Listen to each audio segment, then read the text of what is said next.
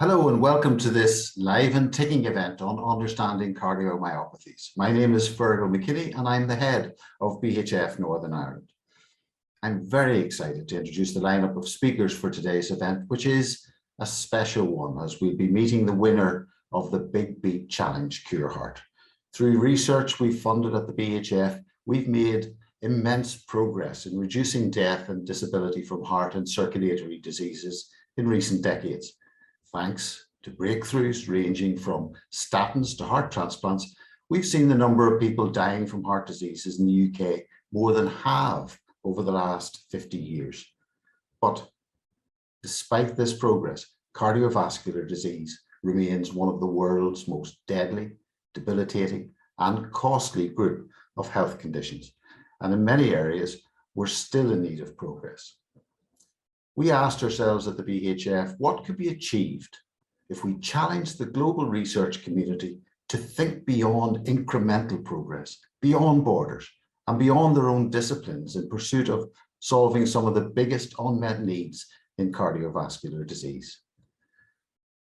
What if we gave the global research community the means to think more ambitiously than they had ever thought before?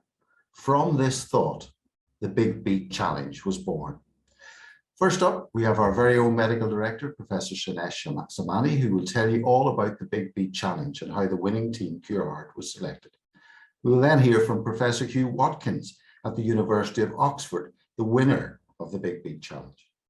Max Jarmy will also join us to discuss his personal experience of cardiomyopathy. But before we kick off, we have a poll question for you. How would you rate your understanding of cardiomyopathies? And obviously little is 1 and a lot is 5. So if you could just indicate on the survey sheet below. Feel free to ask questions during any of the talks. You can post your questions in the Q&A section of Zoom, and we'll answer as many of them as possible after our talks. You can also use the thumbs up button to upvote any of the questions, especially if they're a similar question to what you've asked. And if we don't get around to answering your questions in this event, you can speak to one of our cardiac nurses by visiting our website. But now, let me introduce our first speaker, our medical director, Professor Sir Nilesh Samani. Nilesh.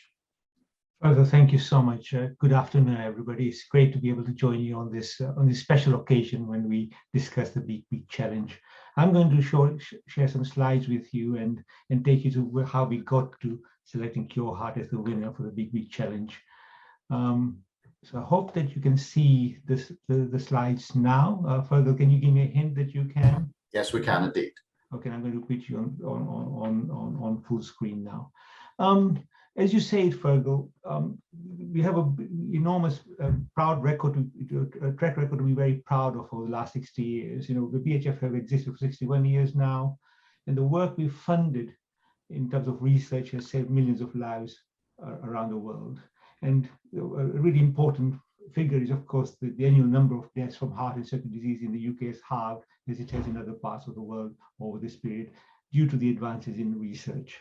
So really an important thing to point out, but there's still a lot to be done, as you also highlighted just now, because in the UK alone, 7.6 million people still live with heart and circulatory diseases. During this presentation, this is hour that we have, more than 20 people will die of usually of a heart attack. Every 5 minutes, somebody is admitted to hospital with a stroke, and 13 babies a day are diagnosed with a congenital heart defect. And as we'll see, there are many, many people affected with cardiomyopathies.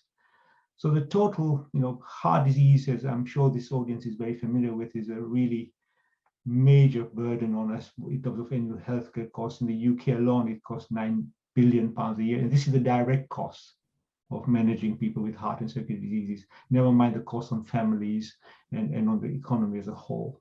And worldwide, 1 in 3 people die of heart and circulatory diseases still to this day.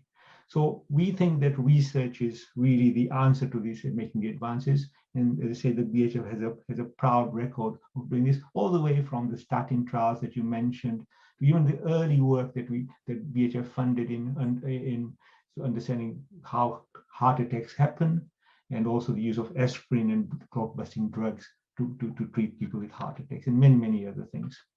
And the way we do this, we have an ambition, as many of you will be aware, at the BHF to fund 100 million pounds worth of new research each year. And currently, we have over 400 million pounds of active research awards. In the UK, we're funding over 800 specific research projects, funding over 1,300 researchers at all the major universities in the UK. We have 30 elite BHF professors, of which Professor Hugh Watkins is one of them. We fund the next generation of PhD students to enter cardiovascular research. We have centers of research excellence. We are particularly interested in regenerative medicine, which is where the heart is damaged, can we repair the heart and prevent people suffering with end-stage heart failure. And more recently, we launched the BHF Data Science Center as a mechanism of leveraging routinely collected healthcare data to enable us to understand cardiovascular diseases better. So these are just some of the initiatives, just to give the audience a scale of the funding we provide. But as you said, Fearghal, many of the advances we make are incremental. So we may fund a project for, say, £300,000, or a program of research we may cost the BHF £1 million, which will make an incremental advance. We fund clinical trials, which may cost, say, £2 million or so, which sometimes provides the evidence by which doctors practice. And those are all really important advances and have been advances over time. But we wondered whether we could do something different over and above these incremental advances in our understanding of cardiovascular research. And that's where the big challenge came in. So about almost 4 years ago, we thought, should we do something different? And we thought that the way to do this is by challenging not only the UK cardiovascular community, but to challenge the worldwide cardiovascular research community, including people who are not doing cardiovascular research at the moment, to say, if you put a really significant sum of money up for a single £30 million award, we wanted you to identify an important problem in cardiovascular disease and then propose a transformational, not an incremental, but a transformational solution. So the different thing about the big challenge, which we're very excited about, was that we wanted a bold, innovative solution that went beyond incremental gains, so transformation. We wanted the applicant that was successful to really require this scale of funding for it to be possible. Of course, we wanted it to have patient relevance, and I'll come back to this in a moment, that the patients have been part of the big challenge throughout the competition. And as most of you know, BHF is mainly, we raise our money in the UK and we fund research in the UK primarily. But for this one, we said there will be no borders and no boundaries. What we meant by that was a number of different things. Any heart or circulatory diseases. So we were not going to focus on just heart attacks or stroke. It could be any area that somebody could propose a transformational change in. It could be researchers from any country or any domain. So what we meant by that was this could be industry partners. There could be people who don't work in cardiovascular research to come together. And this was really something we wanted to encourage, interdisciplinary or multidisciplinary approach to tackling this problem. And we were very gratified that we put out this call just before in the year before the pandemic, and said, give us an expression of interest, give us a preliminary view of what your vision is and what you want to tackle. And we were really impressed by the global response to the big challenge competition. We had 75 fantastic applications from team members, which came from 40 different countries. There were over 1,150 investigators that came together in various teams, including industry partners, including people from different countries, to propose their issue that they wanted to tackle and how they were going to do this. And just what this map just shows where the principal investigators, so there were principal investigators in 27 different countries. So this was not only just Europe or UK, really did stimulate the whole of the international community. And what we did for these 75 applications, we took them through in choosing the winner, we took them through a number of processes. So as I mentioned to you, we had a patient and public panel, and the members of the patient public panel are shown in the photo on the left-hand side of the slide. So this was again an international patient group. So we had people who came from South Africa, from the US, from Canada, from Europe, and from the 4 nations of the UK as a patient public panel. And they looked at all the applications. We had a scientific panel that looked at it. And then we had an international advisory panel, which I'll show you in the next slide, which also read a proportion of these that came through the first two panels. And the international advisory panel shortlisted 4 applications from these 75 to develop into a full proposal for us. The international advisory panel is shown on this slide, and the reason for putting this slide up is to really just illustrate the quality of this panel. So many of you, even my mother, as I say now, knows the Chief Scientific Advisor of the UK government, Sir Patrick Vallance. So despite the fact that we looked at these applications during the pandemic, Sir Patrick was still generous enough with his time, despite all the other pressures on his time, to contribute to the big challenge. And we had scientific advisors, chief scientific advisors to the government of Canada, to the government of India. We had some very senior people who edit journals. We had people from industry. We have Robert Califf, who is now the federal director of the FDA in the US. So we had a significant, very powerful team of people. And we had 2 patient representatives from the patient public panel group that I showed you earlier.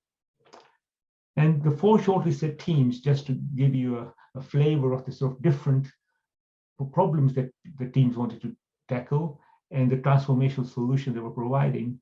The team on the top left and the hybrid heart application was one that the team wanted to create the first really completely implantable artificial heart, which is a long-term treatment. So they were going to create this heart using materials which are biocompatible and using electrical sources which didn't need a long battery, and this would be long lasting. So they had a vision and they already had some data. And this would of course be beneficial for the millions of people in the world who live with heart failure. The IMAP team wanted to focus on heart attacks and strokes, and in particular wanted to create what I would call a Google map of the process, the furring up that happens within the arteries of the heart or the brain, which causes heart attacks and strokes respectively. And by doing this, they hoped that they could create one day a vaccine that would prevent this process happening. The ECHOS team was really looking to the future. As you all know, nowadays, we all have iPhones and Apple Watches and Fitbits and which monitor us in some way. And what ECHOS wanted to do was propose a futuristic look where people would carry various tools on them, which would allow them to be continuously being monitored. And then artificial intelligence would come in to assess that information and really provide a completely new way of preventing people getting disease, or if they have disease, monitoring them almost on a continual basis, which is not what we do right now. So it was a very imaginary program in terms of what the future might look like in terms of monitoring people. And then finally, we had the CureHeart team, which really, and Professor Watkins will speak about this in a minute, is that this is a team who wanted to tackle an important problem, which is inherited heart disease, inherited cardiomyopathies, where we know what the genetic defects are now, but they wanted, rather than just allowing the standard treatment, to provide cures for it. And I'll let Professor Watkins speak. As you heard just now, the winning team, after a lot of deliberation and a lot of discussion and a lot of review, was the CureHeart team, which is about curing, not just treating inherited heart disease. And the 2 principal investigators of this are Professor Hugh Watkins, who is BHF Professor of Cardiovascular Medicine at the University of Oxford, who is with us today, and Cricket Seidman from the Harvard Medical School. And Hugh, I'm sure, will tell us about the more expanded team that CureHeart has. And I wanted to leave this and to introduce you in a moment by just really quoting what Sir Patrick said when they chose CureHeart as the winning team for the big challenge. He said CureHeart was selected in recognition of the boldness of his ambition, really curing for the first time inherited heart diseases, the scale of his potential benefit for patients with genetic heart muscle disease and their families, and I'm sure Hugh will illustrate this, and of course the excellence of the international team of participating research. So those are the 3 criteria: the relevance to patients, the boldness of the transformational solution, and then the quality of the team that was going to prosecute it. So I'll stop there and just take a couple of moments then to just say that I hope I've set the scene now really for Professor Hugh Watkins, who will come up on screen, I hope, shortly, to present it. Hugh, over to you. As I've introduced you already, you are our BHF Professor of Cardiovascular Medicine at the University of Oxford. A very long relationship with the BHF. I know the BHF funded you for most of your career. You're a fellow of the Royal Society. What more can I say about the quality of your work? Over to you, Hugh. Nilesh, thank you. That's very generous. It's extremely exciting to be in this position. A bit nerve-wracking, actually, to hear about the competition we've just come through. If I'd known how daunting it was, it might have put me off, but here we are. Great pleasure to talk about our program today. So like you, I will share some slides. So let me just make sure I can get all of that up and running. So you should now have my slide, and I hope that's on the screen. And I'm going to put on a pointer so that I can help navigate my way around. Good. Is that all showing as you'd expect it to? Terrific. Thank you very much. So I'm going to talk on behalf of CureHeart. I'm going to tell you why our ambition is now to create cures for genetic heart muscle diseases.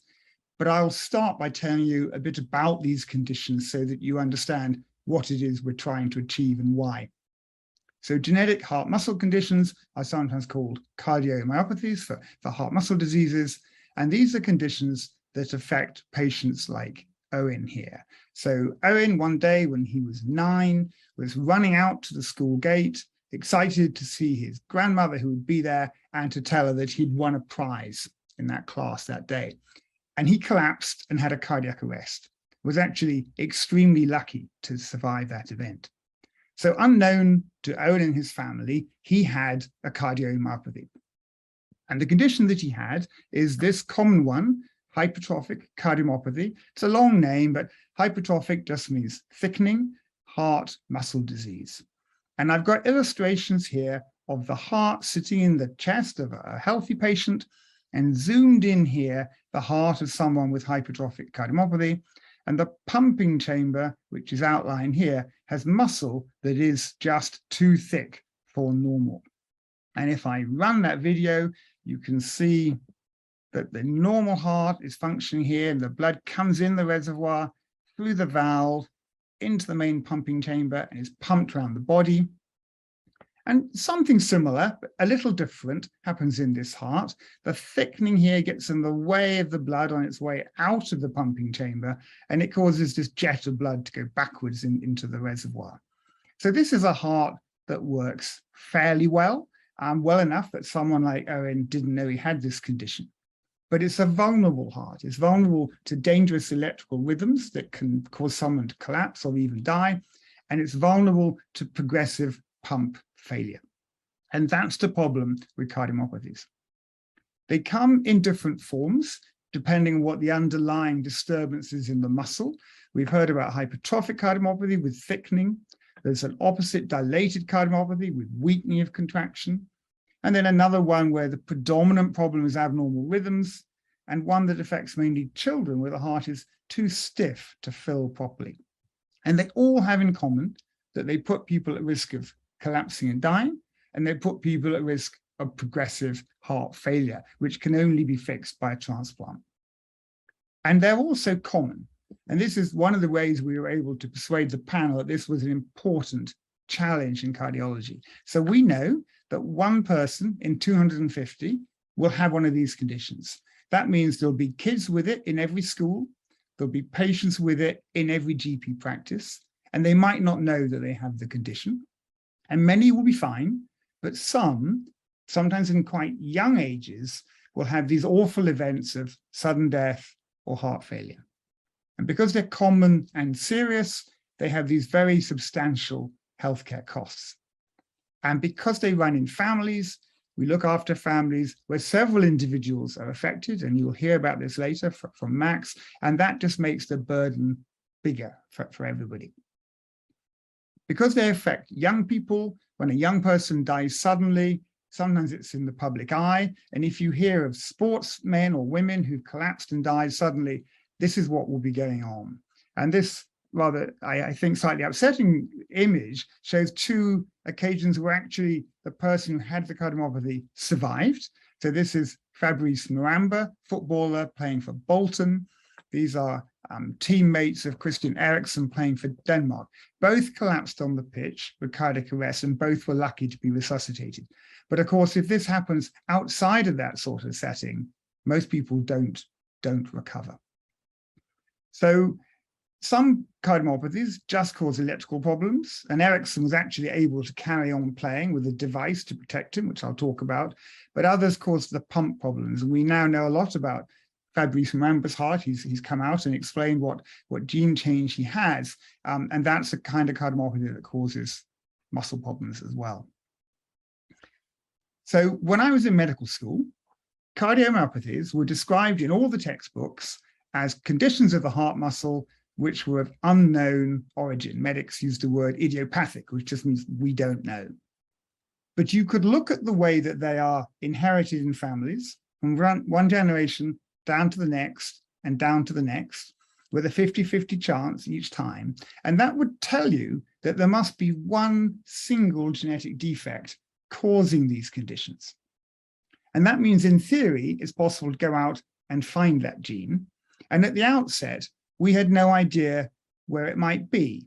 So this is work that started in the 1980s. And if I go back to a 1980s view of the heart, we knew about the anatomy of the heart. We knew about the muscle tissue. It's made up of muscle, individual muscle cells, and quite a lot about the complicated machinery inside those cells. So there's a molecular motor, there's a power supply, there's communication with the outside world, there's the nucleus that contains the genes that make the proteins. And we had no clue where the problem would be, but it was, at least theoretically, a tractable research question to go and hunt that gene. And that's something I embarked on. I'd always been interested in genetics as doing my A-levels, and there was a bit of genetics in medical school. I then trained as a cardiologist, but I always hankered after getting back into human genetics. And this was at a time in the late 1980s when it was just becoming possible to go out and find these genes. And the place that was doing it was a laboratory in Boston. And you've already heard the name of Christine Seidman. So my bosses, when I first trained in science, are now my colleagues, among others, in the CureHeart team. So we'll come back to them.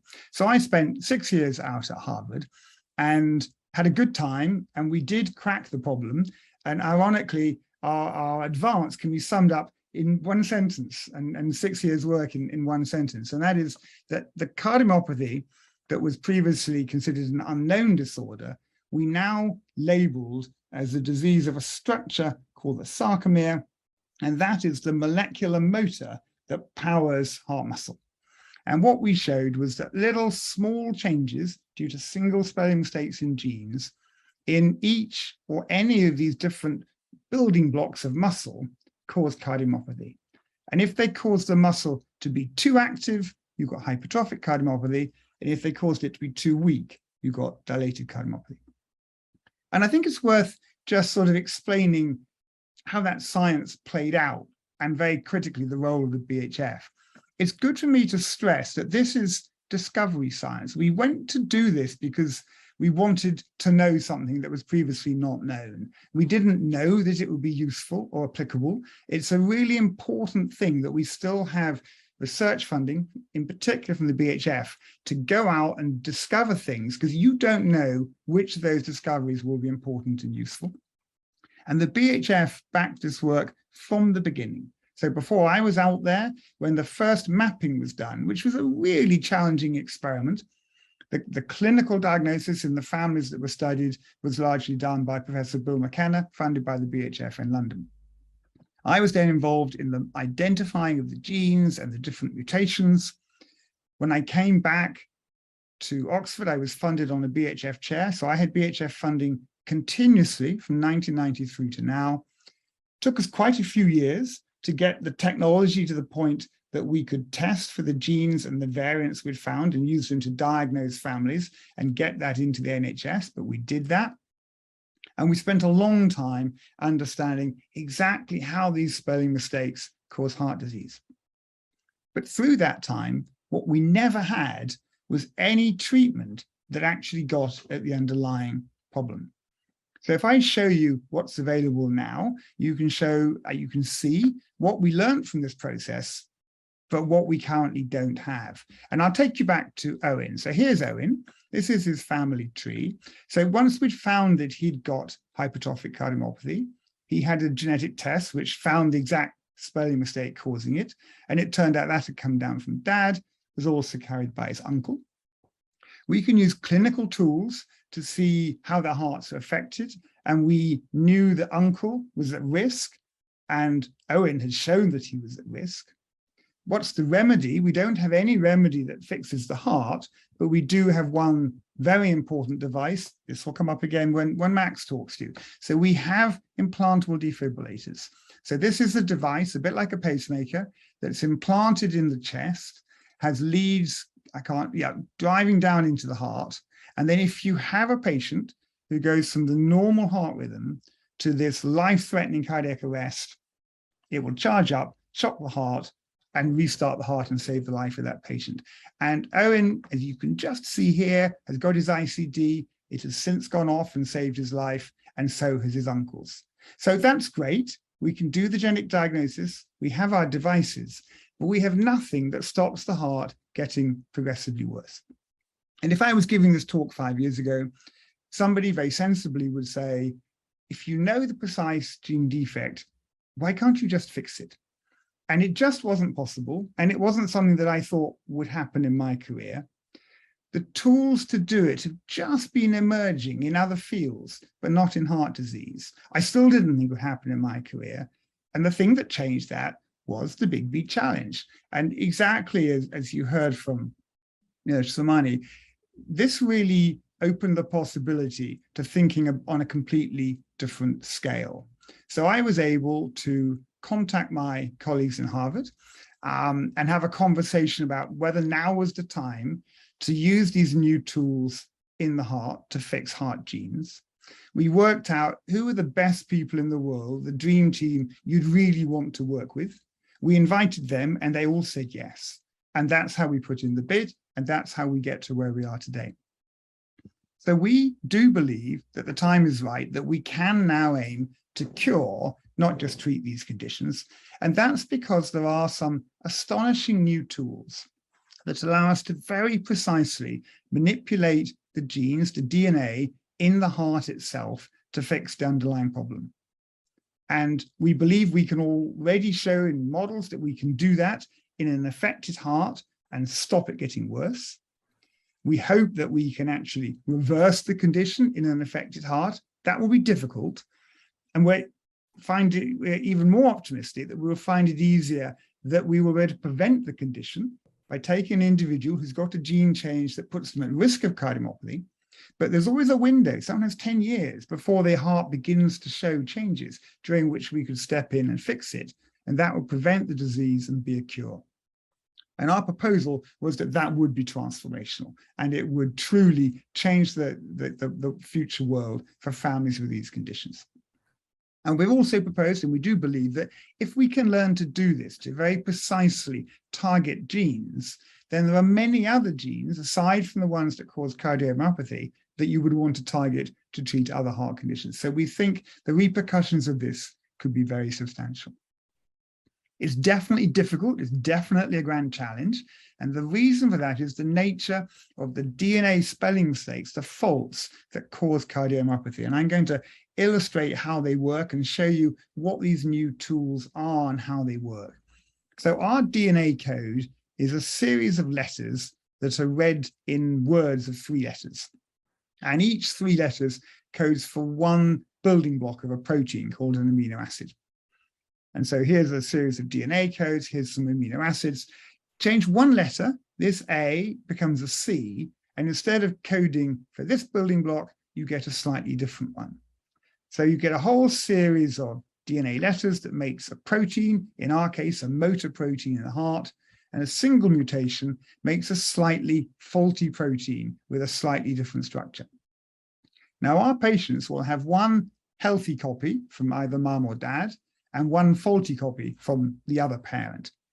And if you can imagine, let's say this is the gene encoding this little globular protein actin. Some of the actins will be normal, and some will be a bit wonky. And if you built, let's say, a car engine, and some of your components are wonky, that's going to destroy the function of the engine. To fix that, we have to specifically get rid of this problem. So we have to specifically either silence the faulty copy, by which we mean stop it making protein, or correct it, by which we mean convert this C back to an A to make the right protein. So this is quite hard. We have to do something specific to the faulty copy and leave the healthy copy alone. And that's new, and particularly new in the heart. But there are different tools we can work that we are very optimistic about. We can use a molecule of RNA, which is called an antisense, which will bind to the gene product, specifically the faulty copy, and will silence it. What's attractive to us about this is this sort of technology is already being used in medicine, in cardiology. If we can show we can make it work in the heart, and specifically to the mutant copy, that could be licensed quite quickly. And it's administered very easily. It's just an injection under the skin. So this is already happening for high cholesterol levels. It's an injection under the skin twice a year. So if we can make that work, that could advance quite quickly. And we think we could get that to clinical trials within the 5-year life of the program. But it wouldn't be a definitive cure. So our ambition extends further, and that is to do gene editing to fundamentally fix the gene. And if we can do that, that's a permanent cure. The heart cells don't divide. So if we can rewrite their DNA code, that will last. You will have heard about CRISPR, the amazing new technology that is changing the world because you can precisely pick the gene you want to edit. But CRISPR cuts DNA. We liken it to a pair of scissors, and that's not helpful for our precise requirements. So within CureHeart, we've enrolled the services of David Liu, who's an astonishing chemist at Harvard, who has created altogether more precise tools called base editors that can just change a single letter of the DNA code. And the remarkable thing is these enzymes did not exist in nature. He created them in his laboratory by directed evolution from scratch, and they are incredibly powerful.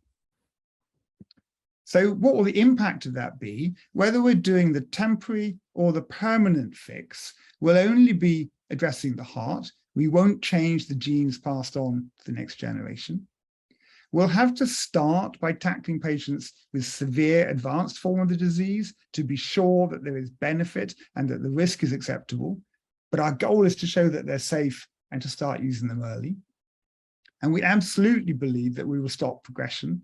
And we really are confident that we'll be able to prevent disease. Curing disease in an established patient might be harder. And as I said before, if we can do this, I think it does usher in an era where we can target genes for other conditions. So I will finish with just my last slide. I've talked a bit about the academic team. We really do have world-class scientists in world-class hospitals. And it's been a thrill to me that we can hand select such a team and get everybody on board. But I just want to point out we have very important contributions from patient charities in the UK, Cardiomyopathy UK, and in the US to make sure that we have the patient's voice central in the program and that what we are aspiring to do does meet an unmet need. And then one thing I've learned just since the program was announced is how valuable it will be to us to work with the BHF, who are fantastically good at communicating with patients, communicating with the media, doing events like this so that we can keep everybody up to speed with where we are and what we are trying to do. So that's the end of my talk. I'm going to stop sharing my slides and hand you back to Fearghal. Do this. Thank you very much indeed. I mean, the scale of this is quite phenomenal. But you spell it out in such a crisp, clear way, and thank you very much for that. And Nilesh, thank you for spelling out all about the ambition and the process, and we'll return to both of you and our next speaker for questions after his contribution. And that's Max Jarmy, who's joined by Bill Snodden from our Heart Stories team to chat about Max and his story. Hello, Max. Hey Bill, how you doing? Hello, Max. I'm good. How are you, mate? Not too bad. Thank you for joining us here on Live and Ticking. No worries. And to all those out in live and ticking land, as Fearghal said, I'm Bill Snadden from the BHF story team, and very happy that Max has been able to join us today to talk about his story and what CureHeart might mean for him. But Max, I thought we'd begin by talking about your dad, Chris, who, when you were 13, passed away from a cardiac arrest, resulting from a genetic cardiomyopathy that he had.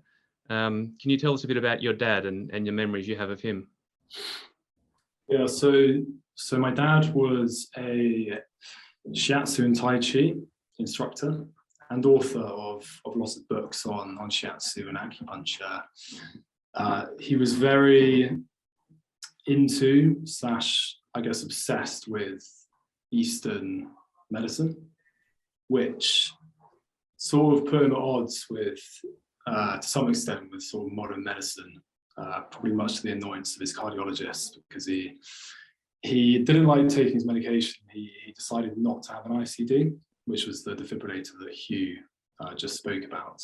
So he never actually told us that he had a genetic cardiomyopathy. We always knew he had issues with his heart, but he always sort of just said it's a congenital heart defect. So we were unaware that it was genetic until he actually passed away. Mm-hmm. And his passing led to a chain of events and testings and screenings for yourself and your family, resulting ultimately when you were 18 in your own diagnosis of the same condition. Do you mind taking us to that day when you were told that you were living with this condition? Yeah, so my dad passed away when I was 13, sudden cardiac arrest. Obviously, there's a shock of that. Don't need to go into how that affected me, but we went for standard screening when I was 14, because obviously they identified, the cardiologist knew my dad had a genetic heart condition. It's just we didn't. My mum then found out after my dad passed away that it was a genetic heart condition. So me and my siblings, we went for routine screening. So when I was 14, I went, and they're sort of looking out for these sort of task force criteria that indicate that you might have this condition. This is before you've had genetic testing. So when I was 14, I was cleared. There were no signs of anything, no abnormalities or anything. So I essentially just sort of went on with my life from that point, up until I was 17.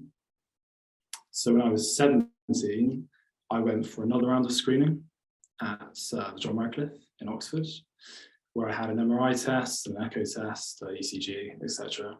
And I remember having those tests and thinking, this is another routine screening session. There's not going to be anything wrong with me. There wasn't last time. I didn't really understand the condition and what it was. In fact, I hadn't even heard about it at that point. But I remember being called up by my GP a couple of weeks later, out of the blue, asking for me to book in my 24-hour Holter monitor. Mm-hmm. And at that point, that's when I guess the alarm bell started to ring. I started to think, why am I being called back when I've just had this test, just had these tests done? So yeah, I went back and had my Holter monitor test, and whilst throughout that period, this is from sort of late 17 to just after I turned 18, I started to look up what this condition was, because I found out the name of it. And that was an extremely worrying time. I mean, I was extremely into sports, obsessed with sports. It was sort of my passion at that time. So you're a big mountain biker. Big mountain biker, played hockey, athletics, tennis, like a lot of things.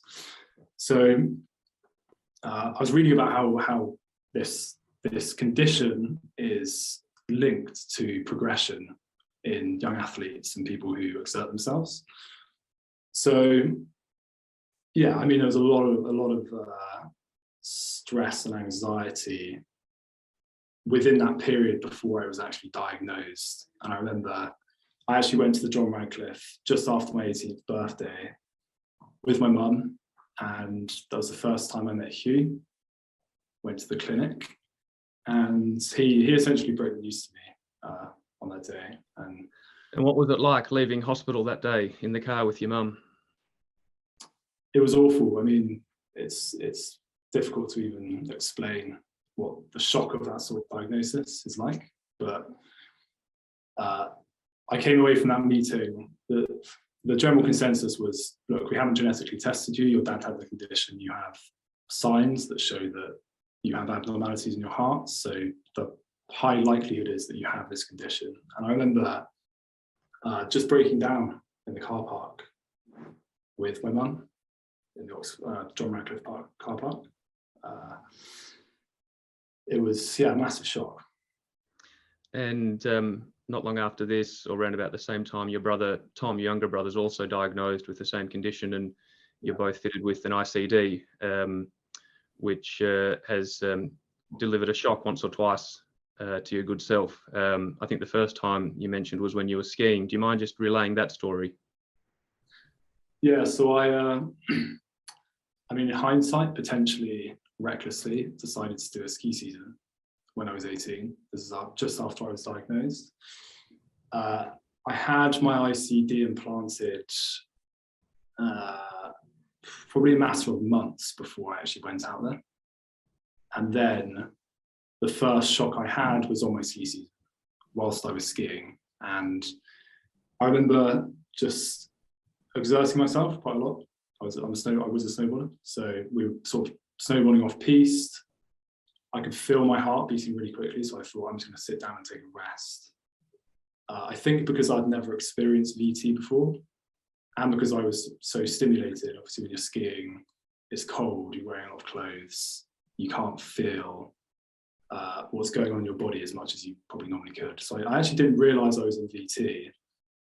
And then I just suddenly got a shock out of nowhere, which felt like I thought my friend had skied into the back of me. That's how hard it felt. And obviously there was a sort of instant shock, and I didn't really know what happened, and then realized that I'd just been shocked, and then went into shock. This little machine has kept you alive a number of times since as well. It's gone off more times than I care to admit. And does the condition express itself differently with you and your younger brother? I mean, yeah, to an extent. My younger brother was diagnosed at 14. He had his ICD implanted around the same age, at 14. And again, he's a similar case where he had his ICD implanted, and then a matter of months afterwards, he had his first shock, which is quite strange. But he initially had quite a severe case. I mean, he had quite a few shocks around the age of 14 and 15. He then had a cardiac ablation on his heart, which is where they sort of cauterize the troublesome areas. And he's actually been shock-free for the last 8 or 9 years. So that was a very successful operation. Obviously, ablations in conditions like the condition I have are not curative. They just last for a certain amount of time until your heart progresses again and starts issues again. I've probably got more of a consistent history of getting shocked. I had a recent cardiac ablation actually a few weeks ago. So currently feeling a lot better from that, but obviously it's never a long-term solution. And jumping up to the modern day, how did you feel a little while ago when you heard the news that CureHeart, the big BHF research grant of 30 million, had been awarded to Professor Hugh Watkins and his team to possibly find a cure for the condition you're living with? What were the feelings you felt when you heard that? I mean, it was just completely overwhelming initially. I had no idea that this. Well, I mean, I'd spoken to Hugh a couple of years ago, I think, about the idea of this, and well, not even a couple of years ago, probably about a year ago, when they were still bidding for the CureHeart project. So back then, it just didn't even seem like it was going to be a reality. My assumption was, it's just not going to win this competition. I'm not going to think about it too much. But obviously, with it now having won the funding I mean, the idea of there being something available within my lifetime that could stop the progression of my disease and also provide something to my kids, if I decide to have children, which I do at the moment,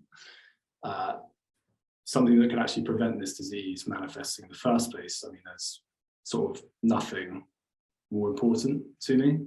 I think so as I slowly lose more of my identity to this condition, I become more defined by it. And I think I don't want to be somebody who's defined by my heart condition.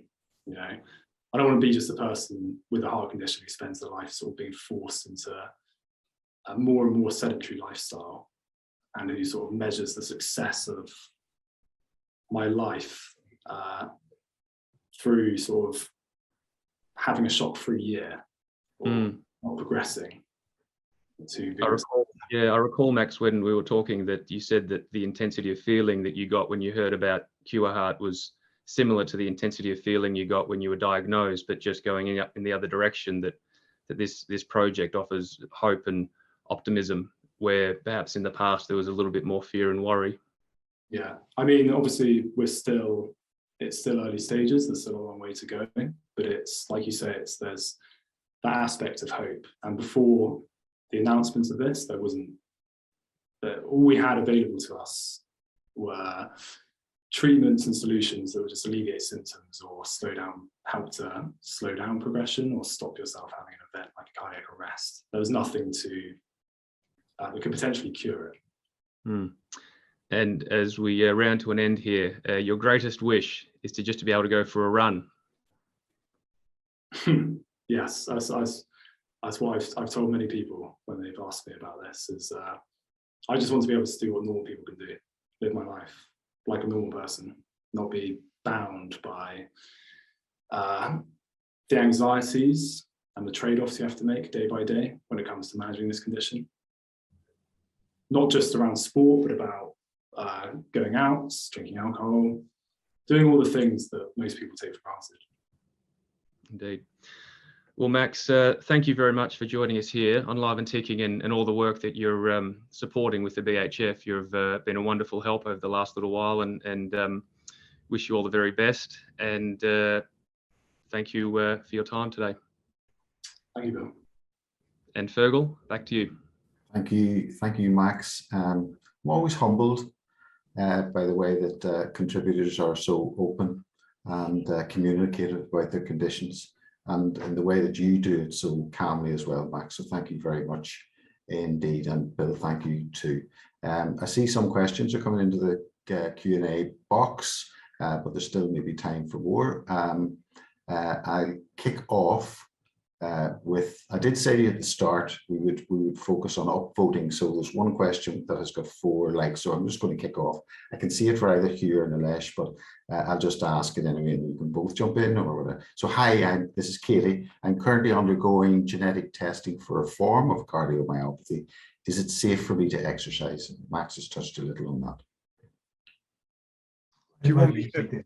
Yes. So Katie, this is going to depend on 2 particular things. One is, what is the form of cardiomyopathy that has been thought possibly to affect you? Because some of them are a problem with exercise and some are not.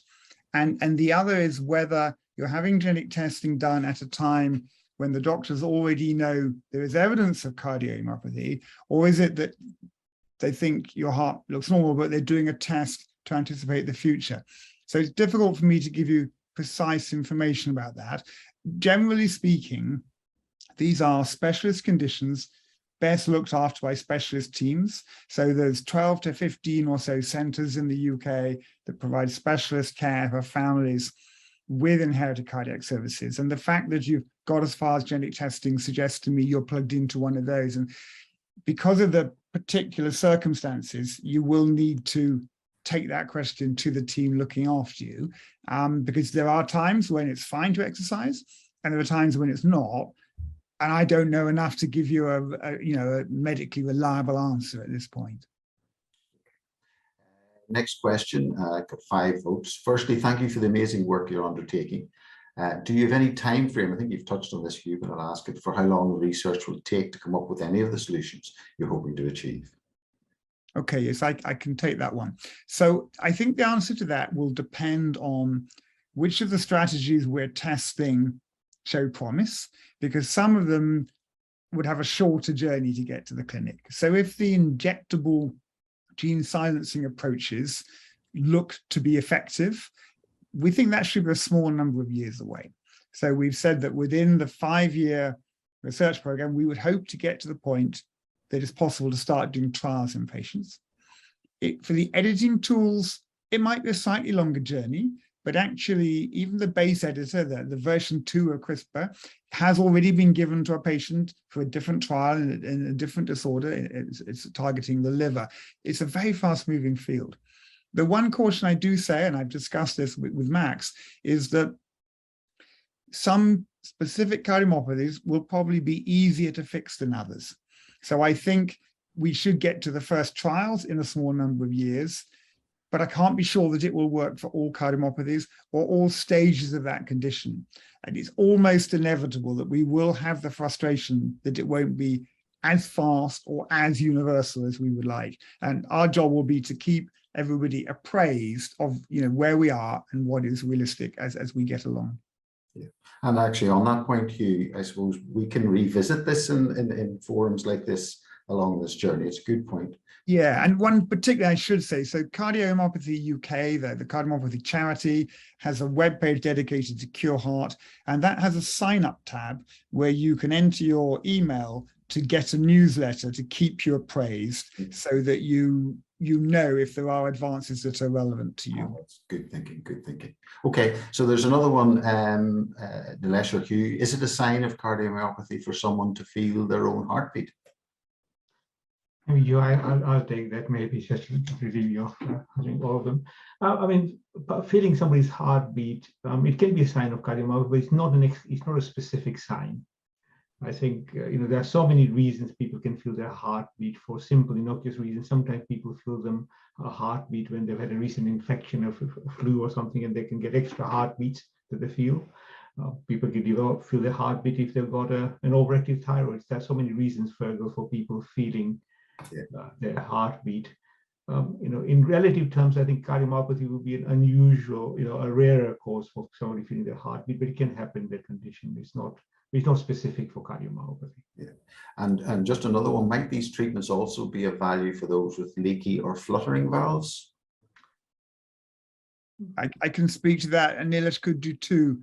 That's a harder one. So one of the reasons we think we can make this work in the heart muscle diseases is we have a period during which we can find the gene change, but the heart is not too badly affected.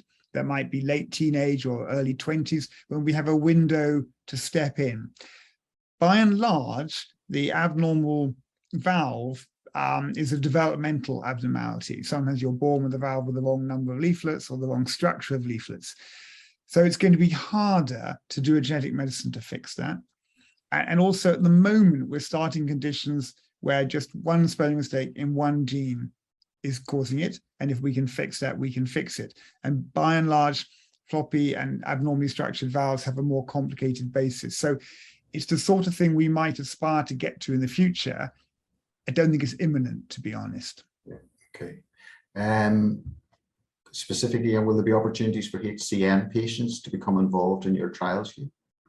Yes, so what we will do is we will pick examples of genes that we think we can fix, some of which cause HCM. The same genes cause GCM. We will advance our strategies, and we will try to get to the point where we think, okay, this is now effective, and we think safe and effective, and we could do the first trials in patients. We will still have quite a tightly defined patient population that the regulators would say, this is where you should test it first. So I can't look to an individual patient and say, yeah, you could be, first in the queue. But we absolutely will be including HCM in our efforts, and it's one of the big goals that we want to get to. Okay, one for you, Max. What do you see for your future? You've touched on it a bit, but now that this research is on the horizon. I mean, it sort of comes back to the points around hope. Before I knew about this, there was always, my future was uncertain, felt uncertain. I mean, the reality of this condition can be that some people can go multiple years without any progression, some progress more quickly. It seems to be different in different individuals. So there's just the unknown aspect, and fearing for the worst case is something that's always on your mind. So this has completely changed my outlook, my future. There's a question here from Sonia Grenier. Will this research ultimately prevent genetic cardiomyopathies from being passed on to future generations? Okay, that's a really important question. I saw one about pre-implantation genetic diagnosis too. As things stand, scientists and doctors are only allowed to edit and change genes in an organ within the body of an individual patient. And that will be in a way that wouldn't change the genes they pass on to the next generation. And that's for societal and ethical reasons rather than technical reasons, because doctors and scientists and the public worry about a slippery slope of saying editing genes for less important reasons. So as things stand, we would just be fixing an individual patient in front of us. But I still think it changes the future. If we can do that, and you're like Max, you're embarking on having a family, knowing that if you had a child with the condition, and if they were unlucky it got serious, there would be a fix, I hope is enough to clear the way. And so rather than doing pre-implantation genetic diagnosis and only re-implanting embryos that didn't have the condition, my own feeling is it would be entirely reasonable to go ahead, have your family, because you may well not find the condition there. You may well find it it's mild, but were it not to be, there would be a remedy. So we won't need these treatments for all patients with cardiomyopathy. We need them for people who are unlucky and have it in a bad form, like Max. But knowing that it's available, I hope changes the outlook for everybody with these conditions. We're going to come to the end of the question and answer now, and any that haven't been answered, there's one or two very specific things that we can address later on and individually with people. But Nilesh, you know, as you sit back of an evening, having, you know, like all at the senior leadership level and BHF sat down and thought this, how are you feeling now that this has now been launched? I'm really excited. Every time, as you know, you heard Hugh today, you know, as the team made their pitch for the funding, and then subsequently you heard them develop their ideas a bit further. We are really at the BHF very excited by this sort of potential transformational program, and we want to fund more of these. I mean, we learned a lot from the Big Beat Challenge, and what we learned, I mean, other people may want to have. Often the question I get is, what about the other three teams? You know, because they had fantastic projects as well, and can we support them? And we really like to do that.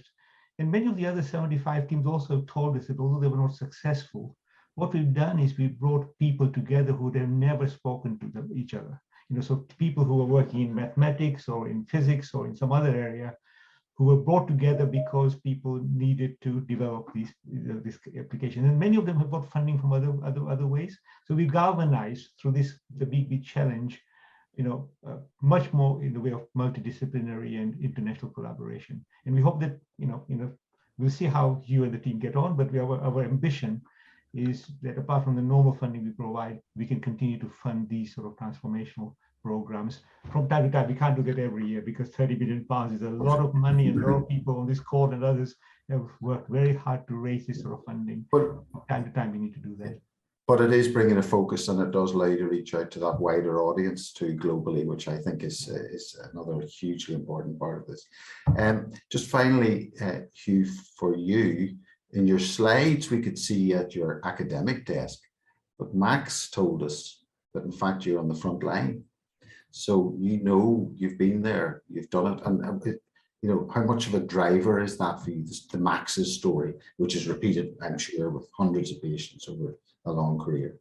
Yeah, no, it's huge. And it's one of the gratifying things of being a clinician in a specialty you do research in, because each year I know something new that I didn't know before.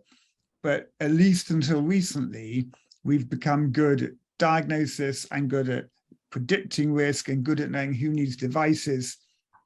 But that's not good enough. We haven't, you know, had anything you could actually deliver a cure. So I feel the pressure, put it that way. Good man. Listen, thank you very much, and we wish you every success. Hugh, Max, thank you very much indeed for telling your story. Nilesh, for explaining everything so clearly and outlining the strategic vision. Just back to our audience, how would you rate your understanding of cardiomyopathy now, and particularly against the backdrop, of course, of this hugely important project that we're embarking on? So if we haven't managed to answer your question in this session, we encourage you again to visit our dedicated heart helpline if you'd like to speak to one of our clinical team about your query. And as I say, those specific questions will get answers back to you. If you've been particularly inspired by our work, all donations to support our cause and vital research are very much appreciated. And there's a link to donate should viewers wish to do so. If you'd like to, you can sign up to receive our monthly research newsletter. And of course, specifically on the CureHeart, you can do that too. And our one contains the latest news about BHF funded research and our game-changing science. We'd like your feedback and suggestions, and you can contribute by completing the survey that's available when this Zoom event finishes, but will also be sent by email. We've been receiving really useful feedback that's helping us shape the format and content of these events. So please do share your views with us, as it'll help shape future events. And a reminder that this event was recorded and will be available on our website from next week. Our next live and ticking event will take place on the 21st of September on the topic of regenerative medicine. But for the meantime, thank you for joining us, and goodbye.